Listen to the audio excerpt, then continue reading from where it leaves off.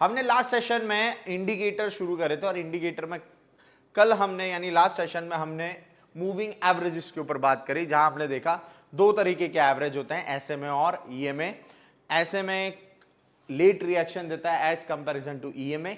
फिर हमने इस चीज पे बात की कि मूविंग एवरेजेस का इस्तेमाल किस तरीके से किया जा सकता है। तो हमने दो चीजें फिगर आउट करी, एक एज अ सपोर्ट और रेजिस्टेंस, जहां पे हम सिंगल ईएमए भी यूज कर सकते हैं और दो ईएमए का बैंड बना के भी यूज कर सकते हैं। फिर एज अ ट्रेंड आइडेंटिफाई करने के लिए भी हम मूविंग एवरेजेस का इस्तेमाल कर सकते हैं, वहां पे भी हम सिंगल एवरेज भी यूज कर सकते हैं और वहां पे दो एवरेजेस के क्रॉसओवर से भी समझ सकते हैं कि ट्रेंड क्या आने वाला है। ठीक है, और आज जो है हम इंडिकेटर सीरीज में आगे नेक्स्ट टॉपिक पढ़ने वाले हैं और नेक्स्ट जो टॉपिक है that is RSI. Next indicator is RSI. ये जो आरएसआई है इसकी फुल फॉर्म होती है रिलेटिव स्ट्रेंथ इंडेक्स। ठीक है, ये बेसिकली स्टॉक में ताकत बताता है, बायर्स और सेलर्स की क्या बताता है, ताकत यानी पावर बताएगा। ठीक है, सबसे पहले इस इंडिकेटर को पढ़ लेते हैं कि ये इंडिकेटर इन एन होल क्या बोलता है। देखो, जैसे मूविंग एवरेज आपके चार्ट पे लग जाते हैं ना, वैसे ये जो आरएसआई है ये एज अ सब चार्ट लगता है, मतलब इसका चार्ट अलग से लगता है, ये आपके एग्जिस्टिंग चार्ट के ऊपर नहीं लगेगा। और आरएसआई जो रहता है ना ये जोन में डिवाइडेड रहता है गाइस, मैं बता देता हूं। 0 to 100 के बीच में आरएसआई प्लॉट होता है, ये 0 हो गया लेवल और ये हो गया 100। सेंटर पॉइंट 50 होता है, ये वाला लेवल 70 का होता है और ये वाला लेवल 30 का होता है। ठीक है, अब यहां पे आप एक चीज नोटिस करेंगे, क्या आरएसआई में दो तरीके के लाइनें चलती हैं, है ना। लाइनें क्या, बेसिकली वो भी एवरेज ही होता है। एक चलता है ग्रीन कलर का और एक चलेगा रेड कलर का, इस तरीके से। ठीक है, अब यहां पे अगर ग्रीन वाले की बात करूं तो ग्रीन वाला है आरएसआई, रेड वाले की बात करूं तो वो है आरएसआई का ही एवरेज। अब एवरेज की फिर से यहां बात आ गई, आप लोगों को याद होगा लास्ट सेशन में हमने पढ़ा है कोई भी चीज अपने एवरेज के ऊपर जाती है तो स्ट्रांग होती है, अपने एवरेज के नीचे आती है तो वीक हो जाती है, राइट। तो यहां पे आप देखेंगे कभी कभी आरएसआई अपने ही एवरेज के नीचे चलती है और कभी कभी अपने आरएसआई जो है अपने ही एवरेज को काट के ऊपर आ जाती है। जैसे अगर फॉर एन एग्जांपल मैं यहां पे बात करूं, इस जगह आप देखेंगे आरएसआई अपने ही एवरेज को काट के नीचे आ गया, तो जब भी दो मूविंग एवरेज बेसिकली आपस में क्रॉस करते हैं तो उसको बोला जाता है क्रॉसओवर। तो ये जो क्रॉसओवर है इसको हम कंसीडर करते हैं एज अ नेगेटिव क्रॉसओवर, क्योंकि आरएसआई अपने एवरेज के नीचे चल रहा, मतलब it's a sign of weakness. अब यहीं पे अगर मैं देखूं आरएसआई अपने ही एवरेज को काट के ऊपर आ गया तो इसको मैं बोलता हूं पॉजिटिव क्रॉसओवर।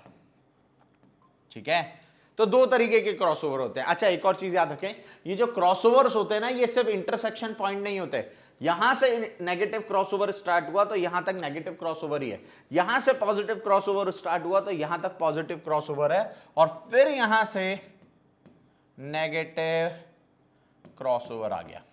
ठीक है, चलो अब आप यहां पे देख पाएंगे कि आरएसआई में अलग अलग बैंड बने हुए हैं, एक तरीके से एरिया बने हुए हैं। 0 to 30 का एक जोन है, 70 to 100 का एक जोन है। ठीक है, 0 to 30 का जो जोन है उसको बोला जाता है ओवर सोल्ड जोन। ठीक है, इसका मतलब होता है कि हद से ज्यादा सेलिंग हो चुकी है ऑलरेडी, है ना। ठीक है, 70 to 100 वाले को बोला जाता है ओवर बॉट जोन।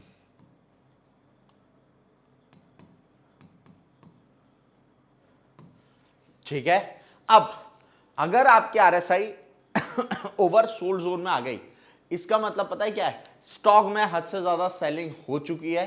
अब अगर आप सेल करना चाह रहे हैं तो आप ये समझ लें कि मोस्ट ऑफ द सेलिंग वाला पार्ट ऑलरेडी कवर हो चुका है, मतलब जो शेयर है वो ऑलरेडी सस्ता हो चुका है।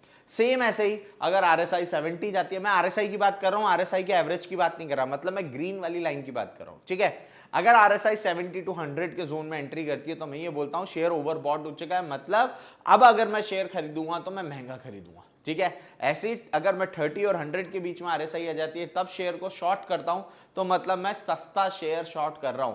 अब आइडियोलॉजी क्या बोलती है, एक साइकोलॉजिकली अगर अपन देखें तो हमें क्या समझना चाहिए कि अगर हमें कोई शेयर बाय करना है तो हमें कब करना है, जब वो सस्ता हो, ना कि जब वो महंगा हो गया हो। ठीक है, ऐसे ही कोई भी शेयर शॉर्ट करना है तो कब करना है, जब वो महंगा हो, ना कि जब वो सस्ता हो गया।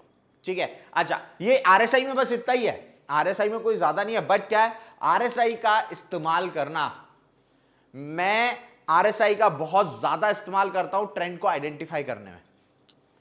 मैं ट्रेड आरएसआई बेस पे नहीं करता, बट मैं ट्रेंड आइडेंटिफिकेशन के लिए आरएसआई का बहुत ज्यादा इस्तेमाल करता हूं। मतलब इवन मेरे 10 में से मैं कह सकता हूं 10 ट्रेड आरएसआई के कॉन्सेप्ट पे होते हैं, आरएसआई के थ्रू मैं उसमें से ट्रेंड आइडेंटिफाई करता हूं।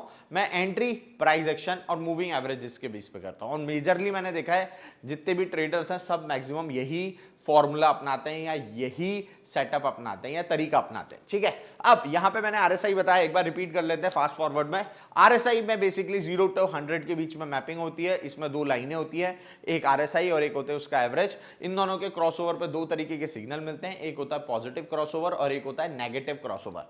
फिर 0 to 30 वाले जोन को बोला जाता है ओवरसोल्ड, 70 to 100 वाले को बोला जाता है ओवरबॉट जोन। ठीक है, अब कहीं ना कहीं आरएसआई जब 70 के ऊपर या 70 के आसपास आती है तो हम ये समझ सकते हैं वहां से चार्ट पे रिवर्सल देखने को मिल सकता है। वहीं पे अगर 30 के यहां आ जाती है, 30 से नीचे आता है तो हम ये मानते हैं कि यहां से चार्ट पे रिवर्सल देखने को मिल सकता है। अब एक चीज याद रखना, वापस से रिमाइंड करा रहा हूं, higher the time frame higher the accuracy, lower the time frame lower the accuracy.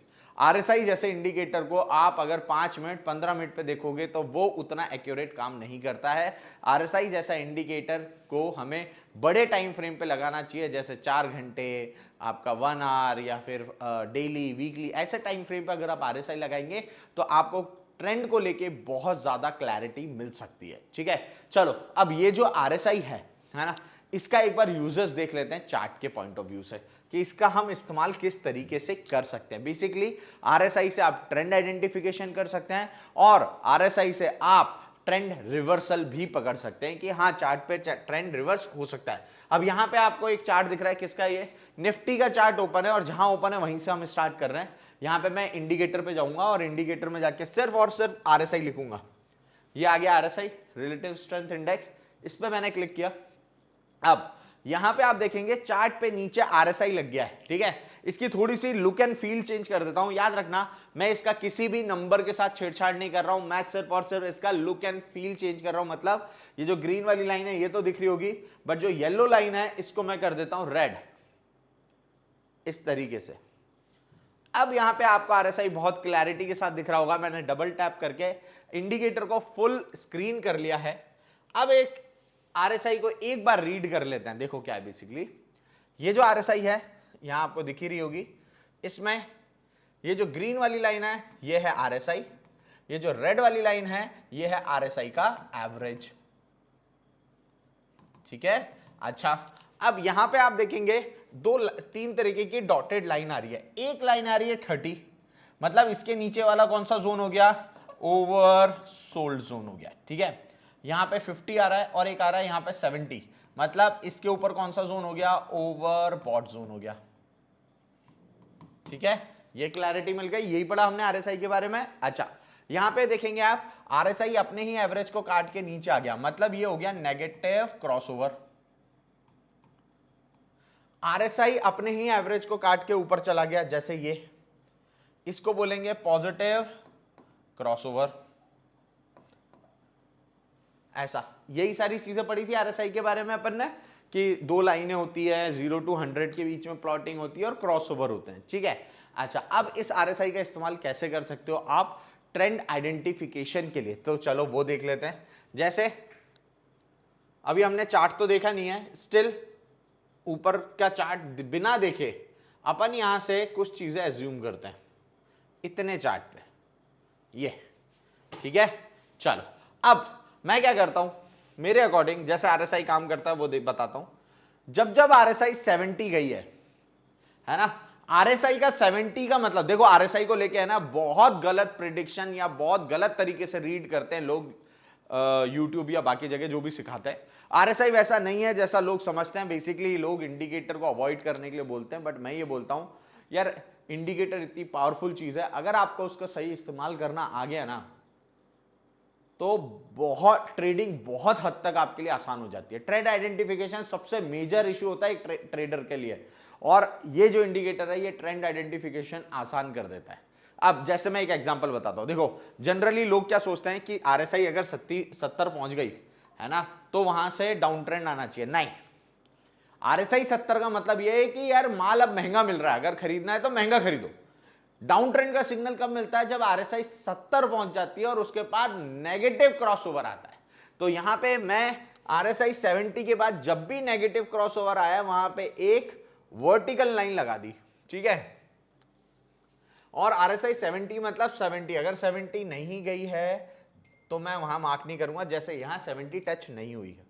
फिर यहां पे, अब यहां पे मैंने 3 जगह देखा जहां पे आरएसआई 70 गई और 70 के बाद नेगेटिव क्रॉसओवर आया।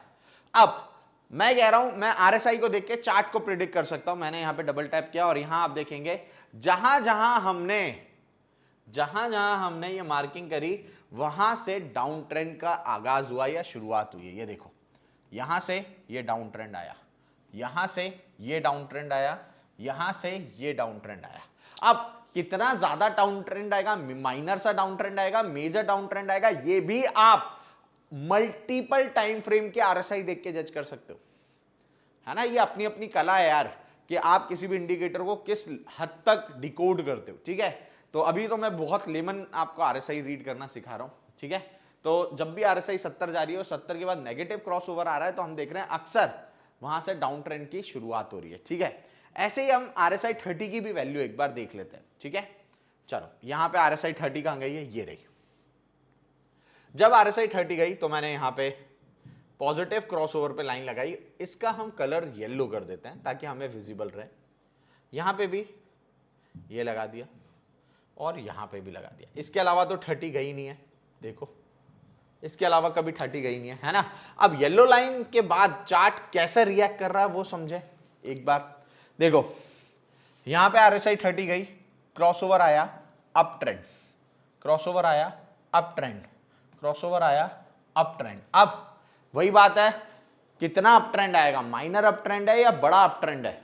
बड़ा ट्रेंड रिवर्सल है। ये आप मल्टीपल लेवल के आरएसआई देख के जज कर सकते हो, ठीक है। वो हम कोर्स में आगे सीखेंगे, ठीक है। अब यहां पे आप देखें कि आरएसआई जब जब 30 आ रही है तो चार्ट में अप ट्रेंड देखने को मिल रहा है, और आरएसआई 70 जा रही है तो वहां से चार्ट में डाउन ट्रेंड देखने को मिल रहा है, ठीक है। इतना आसान है। अब एक चीज समझो, आरएसआई से हम बहुत सारी चीजें प्रिडिक्ट कर सकते हैं। याद है आपको जब मैंने आपको सपोर्ट रेजिस्टेंस पढ़ाए थे तो मैंने दया एक कैरेक्टर इंट्रोड्यूस किया था, सीआईडी वाला, है ना। तो बेसिकली आरएसआई क्या करता है, दया की ताकत बताता है कि दया के पास गेट तोड़ने की ताकत है भी या नहीं है, ठीक है। तो आरएसआई को इस तरीके से भी इस्तेमाल किया जा सकता है कि हम बड़े टाइम फ्रेम पे चार्ट पर फेक ब्रेकआउट्स को आइडेंटिफाई कर सकते हैं थ्रू आरएसआई। कैसे, समझो। देखो फॉर एन एग्जांपल, ये किसी प्रकार का रेजिस्टेंस है, ठीक है, और आपका जो चार्ट है वो इस रेजिस्टेंस पे आ गया। अब यहां पे उसने इस तरीके से कैंडल बनाई, ठीक है, और जब ये यहां गया तो आरएसआई की वैल्यू 70 है और यहां पे आ चुका है नेगेटिव क्रॉसओवर। अब आप देखें, है ना, अगर आरएसआई नहीं है तो आप सिर्फ एक कैंडल स्टिक के बेस पे डिसीजन ले रहे हैं कि रिवर्सल होगा, बट अगर यहां पे आरएसआई और जुड़ जाती है और आप देखते हैं आरएसआई 70 और वहां के बाद नेगेटिव क्रॉसओवर है तो आपका कॉन्फिडेंस बढ़ जाएगा कि हाँ यहां से चार्ट कहां आ सकता है, नीचे आ सकता है। ये तो सिंपल रीडिंग है।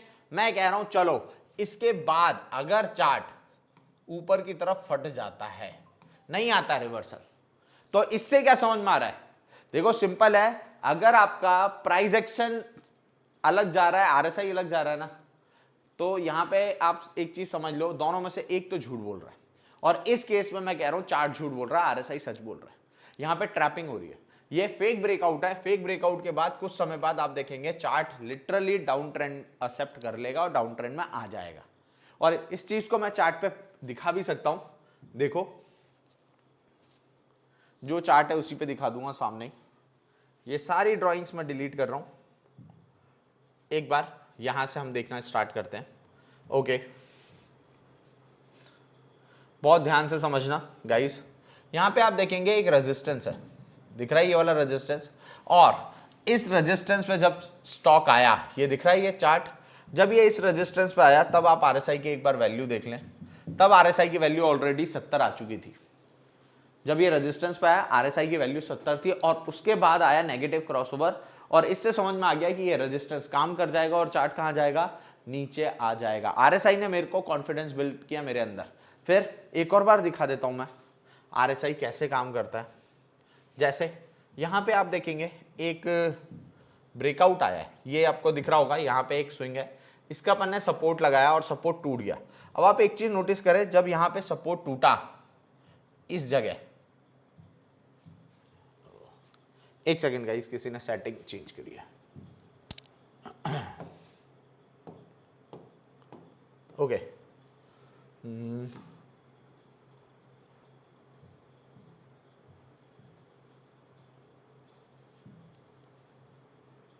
ओके, यहां पे आप देखेंगे सपोर्ट टूटा, सपोर्ट टूटते ही यहां पे आरएसआई 30 आ गई। अब यहां पे फेक ब्रेकआउट है, मैं कैसे जज कर पा रहा हूं, क्योंकि आरएसआई 30 है और 30 के बाद यहां पे पॉजिटिव क्रॉसओवर आ गया है, मतलब ये जो ब्रेकआउट था ये एक फेक ब्रेकआउट है।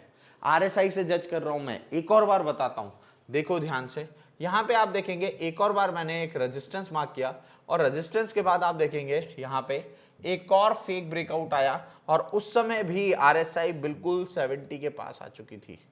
ये रहा, दैट्स इट। एक और फेक ब्रेकआउट का जजमेंट और देख लो। चलो यहां पे आप देखेंगे इस जगह एक यहां पे सपोर्ट है, मल्टीपल लेवल सपोर्ट है, यहां पे देखेंगे यहां से सपोर्ट बना, यहां पे काम कर गया और यहां पे ब्रेकआउट आ गया। अब जब यहां पे ब्रेकआउट आया, पहले तो यहां देखो जब काम करके गया तब आरएसआई 30 थी, तो यहां से एक रिवर्सल देखने को मिला। फिर जब इसने ब्रेकआउट दिया तब भी आरएसआई 30 थी, तो इसका मतलब एक फेक ब्रेकआउट आया, उसके बाद चार्ट कहां चला गया, ऊपर चला गया। तो मैं ये बताना चाह रहा हूं आरएसआई कहीं ना कहीं आपको जो सपोर्ट रेजिस्टेंस पे जो ब्रेकआउट आते हैं ना, उनको जज करने में हेल्प करता है। ठीक है, देखो सबसे पहले आप आरएसआई से ट्रेंड आइडेंटिफिकेशन कर सकते हो। 70 पे पॉजिटिव नेगेटिव क्रॉसओवर और 30 के बाद पॉजिटिव क्रॉसओवर से, वो भी बड़े टाइम फ्रेम पे, छोटे पे नहीं। 5-15 पे नहीं काम करेगा ये लॉजिक, ठीक है। 5-15 पे आरएसआई का इस्तेमाल करने का तरीका बहुत अलग है ना, जो कि लिटरली मैंने कहीं तो देखा ही नहीं है जो काम करता है एक्चुअल में, कोई नहीं बता रहा है वो। उसके बाद एक चीज समझे यहां पे कि आरएसआई का सेकंड इस्तेमाल कैसे कर सकते हैं कि सपोर्ट और रेजिस्टेंस जब टूटते हैं उनको जज करने में कि ये जो रिवर्सल है या ब्रेकआउट है ये जेन्युइन है या फेक ब्रेकआउट है, ठीक है, वो भी हम इससे जज कर सकते हैं। ठीक है, आगे समझ में। तो इस तरीके से हम आरएसआई का इस्तेमाल करते हैं। अब एक और चीज समझो, ये जो बेसिकली आरएसआई है ना, यहां पे अपन ने समझा बेसिकली आरएसआई दो तरीके के सिग्नल देता है। एक तो बहुत कॉमन सिग्नल है जो आप YouTube वीडियोस और बुक्स में भी पढ़ ही लोगे, ये तो बहुत कॉमन है, जो अभी तक मैं सेशन ले रहा हूं ना, ये ना जाने कितने लोगों ने YouTube पे समझाया है और ना जाने कितनी बुक्स में है। ठीक है, अब एक चीज समझना कि कोई भी इंडिकेटर है ना, दो तरीके की सिग्नल देता है। एक होता है कॉमन सिग्नल और एक होता है रेयर सिग्नल। आरएसआई का 70 पे जाना, वहां से नेगेटिव क्रॉसओवर बनाना, या 30 पे जाके पॉजिटिव क्रॉसओवर बनाना, दीज आर नॉर्मल सिग्नल। ये सब आरएसआई के नॉर्मल सिग्नल है। रेयर सिग्नल क्या होते हैं, वो होते हैं आरएसआई में डाइवर्जेंस, और वो स्ट्रांग होते हैं। उसको क्या बोला जाता है, उस कॉन्सेप्ट को डाइवर्जेंस। ठीक है, आप लोग गाड़ी चलाते होगे, गाड़ी चलाते होगे आपने कहीं ना कहीं काम चल रहा होता है हाईवे या रोड पे, तो वहां लिखा नहीं रहता डाइवर्जेंस अहेड, है ना, तो एक ही रास्ते को दूसरी जगह से डिवाइड कर देते हैं। ठीक है, वैसा ही आरएसआई और प्राइस के बीच में भी होता है। मैं कह रहा हूं 10 में से 8 बार ऐसा होता है, जैसे जैसे प्राइस चलती है वैसे वैसे आरएसआई चलती है। बस प्राइस के पास एरिया लिमिटेड नहीं है, अनलिमिटेड एरिया है, तो वो उस हिसाब से मूव करता है। आरएसआई 0 to 100 के बीच में ही प्लॉट होती है, तो वो वैसे ही मूव करती है बंद के। कैसे, मैं दिखा देता हूं कि प्राइस और आरएसआई एक जैसा मूव करते हैं। मतलब ऐसा कह सकता हूं प्राइस का फुटप्रिंट आरएसआई है या आरएसआई का फुटप्रिंट चार्ट है। जैसे यहीं पे देख लेते हैं, जो अपन चार्ट खुला है, ज्यादा आगे पीछे नहीं कर रहे हैं। जैसे एग्जाम्पल के तौर पे समझना, यहां देखो चार्ट नीचे गिर के रुक के फिर गिरा, चार्ट RSI नीचे आके रुक के फिर गिर गई, ठीक है, फिर ऊपर जाके गिरी, फिर ऊपर जाके गिरी। अब यहां पे आप देखें ये फिर ये दिख रहा है आपको क्या हो रहा है? यूजुअली जैसा जैसा ये आप देखेंगे जैसा जैसा चार्ट चलता है वैसा वैसा RSI चलता है, बट फर्क कितना है, इसके पास एरिया की कमी नहीं है चलने के लिए, बट इसके पास एरिया की कमी है, तो इसका थोड़ा सा फुटप्रिंट है ना, थोड़ा सा मिसमैच होता है, एग्जैक्ट वैसी चाल देखने को नहीं मिलती है। उसका रीजन मैंने बता दिया, इसके पास बहुत जगह चलने के लिए, इसके पास जगह नहीं है ना, ठीक है। तो बेसिकली मैं ये बोलना चाह रहा हूं कि 10 में से 8 बार RSI और जो चार्ट है वो एक दूसरे का मैच करते हुए चलते हैं, बट 10 में से 2 बार ऐसा होता है जब RSI कुछ और बोलता है और चार्ट कुछ और बोलता है, उसी कंडीशन को हम डाइवर्जेंस बोलते हैं। तो जो हम अब पढ़ने वाले हैं वो है RSI में स्ट्रॉन्ग सिग्नल, ठीक है, डाइवर्जेंस। और डाइवर्जेंस के बारे में मैं आपको आज के सेशन में कुछ ऐसी बात बताऊंगा जो मेजरली लोग नोटिस ही नहीं करते या ऐसा फॉलो ही नहीं करते, जिसकी वजह से आपके डाइवर्जेंस पे जो एक्यूरेसी है वो ओवरऑल एनहेंस हो सकती है। बहुत सिंपल सा लॉजिक है, बट आई डोंट नो लोग इसको कैसे मिस कर रहे हैं, ठीक है। चलो डाइवर्जेंस क्या होता है पहले तो ये समझ लो। सबसे पहला जो है, यहां पे एक चार्ट बनाऊंगा, एक टेबल बनाऊंगा, यहां पे हम प्राइस लिख रहे हैं, यहां पे हम RSI लिख रहे हैं। अब मैं कह रहा हूं प्राइस में हायर हाई लग रहा है, भाई अब ट्रेंड में हायर हाई बहुत इंपॉर्टेंट होते हैं ना, तो एक हाई से अगला हाई कहां लगा? ऊपर, बट वहीं पे RSI में उस समय एक हाई से अगला हाई लग रहा है नीचे। देखो क्या होता है बेसिकली, RSI जो बताता है वो बताता है ताकत, ठीक है। अप ट्रेंड में वो बता रहा है बायर्स की ताकत, डाउन ट्रेंड में बता रहा है सेलर की ताकत। अब यहां से अगर आप देखेंगे अप ट्रेंड में क्या हो रहा है, जब यहां पे प्राइस लेके गए तो RSI ने बोला कि भाई बायर्स ने इतनी ताकत लगाई।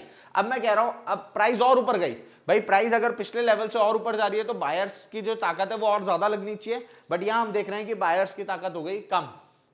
तो प्राइस ऊपर जा रही है बट बायर्स ने उतनी ताकत तो लगाई नहीं जितनी पहले भी लगाई थी, या पहले से कम ताकत लगाई है। तो हम ये बोल सकते हैं ये जो प्राइस ऊपर गई है ये फेक मूवमेंट के कारण गई है, इसके पीछे एक्चुअल जेन्युइन बाइंग नहीं है। तो यहां पे अगर आप ध्यान दें तो यहां पे अगर टेक्निकली मैं बात करूं तो एक हाई से अगला हाई ऊपर है, यहां पे उसी समय इस हाई से ये वाला हाई नीचे है, तो it's a pure case of divergence, जब RSI और प्राइस एक दूसरे से बिल्कुल अपोजिट चल रहे हैं। और ये जो डाइवर्जेंस बनता है ये बनता है 70 की वैल्यू के पास।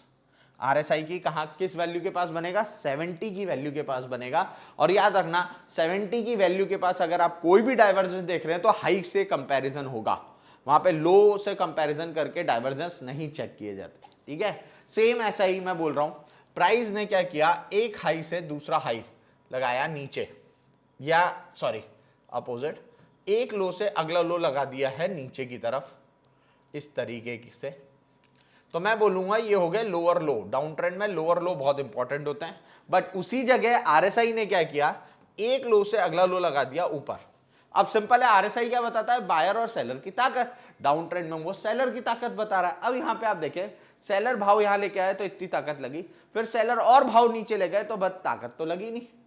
मतलब ये जो मूवमेंट है ये कहीं ना कहीं फेक मूवमेंट है। अब यहां पे आप देखेंगे एक लो से अगला लो नीचे, बट उसी टाइम पे एक लो से अगला लो ऊपर है।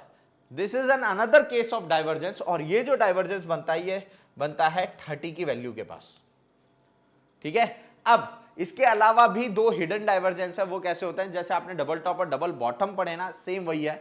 यहां पे मैं बोल रहा हूं एक टॉप से अगला टॉप बराबर है या एक बॉटम से अगला बॉटम बराबर है, बट उसके साथ RSI में मिसमैच है। एक बॉटम से मतलब एक टॉप से अगला टॉप क्या है? नीचे, या एक बॉटम से अगला बॉटम कहां है? ऊपर। मतलब ये दोनों बराबर है बट स्टिल ये मिसमैच है। फिर वही बात बोलूंगा, जो RSI की 70 के पास हम डाइवर्जेंस देखते हैं वहां पे हम हमेशा हाइस को कंपेयर करेंगे, और 30 के पास जो हम डाइवर्जेंस देखेंगे वहां पे हम लोस को कंपेयर करते हैं, स्विंग के लो को कंपेयर करते हैं, ठीक है। तो ओवरऑल ये 4 ही कंडीशन है डाइवर्जेंस की जो कि बहुत स्ट्रांग मूव देते हैं। अब डाइवर्जेंस करते क्या है? डाइवर्जेंस का इस्तेमाल किस चीज में करना चाहिए? लोग करते कुछ और है बट उसका इस्तेमाल किसी और तरीके से होना चाहिए। बेसिकली डाइवर्जेंस एक आपके ट्रेडिंग सेटअप में एज अ फैक्टर इस्तेमाल किया जाता है to identify the trend reversal.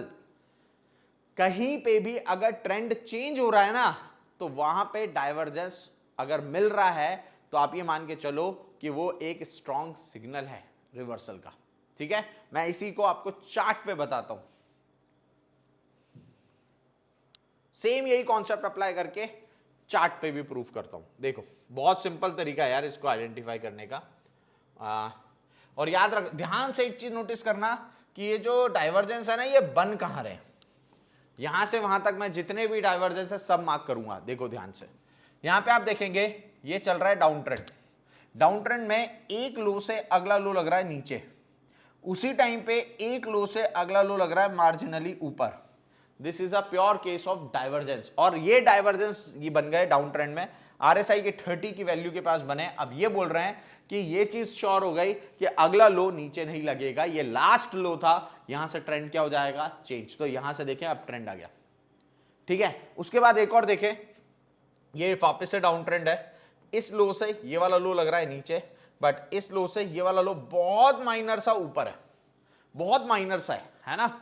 तो यहां पे भी it's a pure case of divergence. अब ये दोनों डाइवर्जेंस देखो कहां बन रहे हैं, 30 के पास। और इस डाइवर्जेंस के बनने के बाद आप देखें यहां पे भी एक अच्छा खासा ऊपर की साइड मूव था, यहां पे भी एक अच्छा खासा ऊपर की साइड मूव है। एक और देख लो, यहां पे आप देखेंगे इस वाले लो से ये वाला लो कहां है, नीचे। वहीं पे ये वाले लो से ये वाला लो कहां है, ये भी मार्जिनली ऊपर है, बहुत माइनर सा है बट ऊपर है। अब यहां पे भी आप देखेंगे ये जो डाइवर्जेंस बना, ये बना 30 के पास, और ये इंश्योर कर रहा है ये जो डाउन ट्रेंड है ये क्या हो गया, खत्म हो गया। मतलब इन शॉर्ट अगर मैं वापस से रिपीट करूं तो आरएसआई में दो तरीके के सिग्नल मिलते हैं। लोग क्या करते हैं, आरएसआई का बहुत नॉर्मल सा सिग्नल यूज करते हैं कि आरएसआई 70 गई मतलब चार्ट नीचे आना चाहिए। नहीं, आरएसआई 70 जाने का मतलब ये नहीं है कि चार्ट नीचे आ जाएगा। आरएसआई 70 जाने का मतलब है कि अगर आप अब माल खरीदोगे तो आप महंगा माल खरीदोगे, फर्क है दोनों बातों में। और आरएसआई 30 का मतलब ये नहीं है कि भैया चार्ट ऊपर आ जाएगा, नहीं, आरएसआई 30 का मतलब है अगर आपको अब बेचना है तो माल सस्ता बेचोगे। अगर रिवर्सल समझना है तो रिवर्सल का एक अच्छा तरीका है, वो क्या है, क्रॉसओवर आने दो। ठीक है, और उससे भी स्ट्रॉन्ग तरीका है आरएसआई में डाइवर्जेंस बनने दो। और मैं तो कह रहा हूं डाइवर्जेंस बनने के बाद भी क्रॉसओवर आने दो, पॉजिटिव और नेगेटिव। उसके बाद डिसाइड करो कि ट्रेंड चेंज हो चुका है क्या। जैसे यहां देखेंगे ना, ये डाइवर्जेंस बने, डाइवर्जेंस के बाद ये क्रॉसओवर, इसके बाद नहीं है नीचे, यहां डाइवर्जेंस बना, ये क्रॉसओवर, इसके बाद नहीं है नीचे, यहां आया ये क्रॉसओवर, इसके बाद नहीं आया चार्ट नीचे, है ना, सेम। और यहां देखो एक अप ट्रेंड का भी बताता हूं, ये चार्ट अप ट्रेंड चल रहा है, इस वाले हाई से ये वाला हाई लगा ऊपर, ये वाले हाई से ये वाला हाई लग गया नीचे। It's a pure case of divergence. और ये इंश्योर कर रहा है कि भाई अब यहां से ट्रेंड क्या है, डाउन, तो ये आया डाउन ट्रेंड में नीचे। ठीक है, तो these are the example of divergence. ये एग्जाम्पल है, आप चार्ट पे देख सकते हैं। मैंने तो रैंडम ही जो चार्ट खुला हुआ था वहीं से स्टार्ट करके आपको पढ़ा दिया पूरा। ठीक है, अब एक चीज और समझो, क्या कि यार ऐसे तो हर 30 और हर 70 पे हर बार डाइवर्जेंस पे भरोसा करेंगे क्या, नहीं। अब मैं बता रहा हूं एक सीक्रेट आरएसआई का जो बहुत कम लोग बताते हैं। बेसिकली अगर आपको डाइवर्जेंस की एफिशिएंसी बढ़ानी है ना चार्ट पे, क्योंकि डाइवर्जेंस दुनिया पढ़ चुकी है ना, तो अगर आप दुनिया के नजरिए से देखोगे, दुनिया जैसे देखती है वैसे देखोगे तो फिर पैसे नहीं बनेंगे। डाइवर्जेंस पे आप एक डबल चेक लगा सकते हो, उससे आपकी डाइवर्जेंस की एफिशिएंसी या ऑथेंटिसिटी बढ़ जाती है काम करने की। वो क्या है कि यार देखो डाइवर्जेंस कहां बनते हैं, 30 या 70। ठीक है, मैं ये कह रहा हूं अगर आप जिस भी टाइम फ्रेम पे डाइवर्जेंस देख रहे हो उससे एक बड़ा टाइम फ्रेम की भी आरएसआई 70 और 30 और फिर डाइवर्जेंस बन रहे हैं ना, उसकी ऑथेंटिसिटी बढ़ गई। मतलब मैं एक सिंपल सी चीज कहना चाह रहा हूं, एक एग्जांपल के थ्रू दिखा भी देता हूं। जैसे ये डेली टाइम फ्रेम है ना, अब यहां पे हमें डाइवर्जेंस कहां मिले, यहां मिले एक ये डाइवर्जेंस, यहां कंप्लीट हुए ना डाइवर्जेंस। ठीक है, यहां पे अपन को डाइवर्जेंस कहां मिले, यहां मिले। ठीक है, अब ये दो येलो लाइन देखो, यहां पे डाइवर्जेंस मिला, यहां पे डाइवर्जेंस मिला। अब मैं सिंगल टाइम फ्रेम पे डाइवर्जेंस देख के कभी भी ट्रेंड मतलब चेंज का कंफर्मेशन नहीं लेता हूं। मैं क्या करता हूं, ये जो टाइम फ्रेम है इससे एक बड़ा टाइम फ्रेम यानी वीकली टाइम फ्रेम, अब मैं वीकली टाइम फ्रेम पे जाऊंगा और देखूंगा जहां पे भी डाइवर्जेंस बन रहे हैं वहां पे एक बड़ा टाइम फ्रेम की आरएसआई भी 70 या 30 तो नहीं है। अगर है तो मेरे लिए ऑथेंटिसिटी बढ़ गई, जैसे यहां पे नहीं है तो मैं इसको ऑथेंटिक नहीं मानूंगा। अब मैं ऑथेंटिक किसको मानूंगा पता है, जैसे डाइवर्जेंस का एक बहुत अच्छा एग्जांपल बताता हूं जहां बनेंगे, यहां देखो, यहां नहीं, सॉरी एक सेकेंड, निफ्टी है ना, निफ्टी का चार्ट नाटक करता ही है यार। अपन कहां डेली पे चले पहले तो, फिर देखते हैं। चलो यहां से देखते हैं, ये एक डाइवर्जेंस है, बहुत क्लैरिटी के साथ दिख रहा होगा। ये देखो, इस वाले हाई से ये वाला हाई ऊपर है, इस वाले हाई से ये वाला हाई नीचे है। यहाँ पे हम गए, ये येलो वाली लाइन मार्क करी, वीकली टाइम फ्रेम पे गया, और जब मैंने वीकली टाइम फ्रेम पे गया तो मैंने देखा यहाँ पे जो RSI है वो ऑलरेडी 70 पे आ चुकी है, मतलब यहाँ से एक मेजर डाउन ट्रेंड शुरू होने वाला है। बहुत सिंपल कर दिया, दो टाइम फ्रेम, दो कह सकते हैं सीक्वेंस के जो टाइम फ्रेम है, मतलब अगर आप आर्ली पे डाइवर्जेंस देख रहे हो तो उसकी ऑथेंटिसिटी होगी डेली की RSI के साथ भी। मतलब दो टाइम फ्रेम की अगर RSI 70 है, फिर छोटे टाइम फ्रेम पे डाइवर्जेंस बन रहा है तो उसकी ऑथेंटिसिटी काम करने की बढ़ गई, प्रोबेबिलिटी बढ़ गई। ऐसे ही दो टाइम फ्रेम की RSI दोनों की 30 है, जैसे आर्ली भी 30 है, डेली भी 30 है, और आर्ली पे बन रहा है डाइवर्जेंस, तो उसके काम करने की प्रोबेबिलिटी क्या हो जाती है, बढ़ जाती है ना। तो इस तरीके से RSI का इस्तेमाल करते हैं, और ये अभी तो बहुत लेमन तरीके से बताया है। जैसे जैसे हम कोर्स में आगे पढ़ेंगे आप RSI को का एक्चुअल यूज कैसे करते हैं वैसे मैं सिखाते जाऊंगा आपको, है ना। ये आज भी मैंने जो भी कवर किया ये बहुत लेमन है यार, हो सकता है ये सब तो यूट्यूब पे भी अवेलेबल हो, ठीक है ना। चलो, आई होप आप लोगों को RSI का लॉजिक समझ में आया होगा। एक बार फास्ट फॉरवर्ड में रिवाइज कर लें।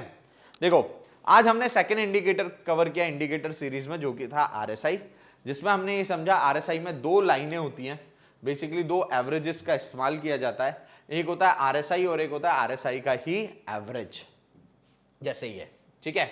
अब यहां पे दोनों के बीच में क्रॉसओवर होता है, दो तरीके के क्रॉसओवर होते हैं, एक होता है पॉजिटिव क्रॉसओवर और एक होता है नेगेटिव क्रॉसओवर। पॉजिटिव क्रॉसओवर ये बताता है कि स्ट्रेंथ आ गई है, नेगेटिव क्रॉसओवर ये बोलता है वीकनेस आ गई है। यहां पे आप देखेंगे RSI में एरिया बटे हुए होते हैं, 0 to 30 के जोन को हम ओवरसोल्ड जोन बोलते हैं। ओवरसोल्ड में RSI अगर चली जाती तो इसका मतलब ये नहीं कि भाई डाउन ट्रेंड खत्म हो गया, नहीं, ओवरसोल्ड में जोन में RSI को आने दो, बढ़िया डाइवर्जेंस बनाने दो, उसके बाद क्रॉसओवर पे आप मतलब एज्यूम करो कि डाउन ट्रेंड खत्म हो गया, या RSI 70 पहुंच गई, 70 जाने दो, डाइवर्जेंस बनाने दो, फिर नेगेटिव क्रॉसओवर आएगा, तो वहां से हम ये जज कर सकते हैं कि ट्रेंड क्या हो गया, रिवर्स हो गया। और मैं कह रहा हूं इसको बैक टेस्ट करो, किसी भी चीज की ऑथेंटिसिटी अगर आपको देखनी है ना तो आप उसको बैक टेस्ट करो, अगर बैक टेस्टिंग में अगर वो वर्क कर रही है तो डेफिनेटली आगे भी काम करेगी, क्योंकि टेक्निकल एनालिसिस का गोल्डन प्रिंसिपल तीसरा हमारा ये बोलता है, इतिहास अपने आप को दोहराता है, मतलब हिस्ट्री रिपीट्स इटसेल्फ, ठीक है। फिर हमने एक चीज समझी कि RSI में हम फेक ब्रेकआउट्स को भी जज कर सकते हैं बड़े टाइम फ्रेम पे, कैसे भाई कोई भी रेजिस्टेंस टूट रहा है बट RSI में मैं कह रहा हूं डाइवर्जेंस बन रहा है, नेगेटिव क्रॉसओवर आने वाला है, तो मैं कहूंगा यार जो ब्रेकआउट आया वो फेक है, ठीक है।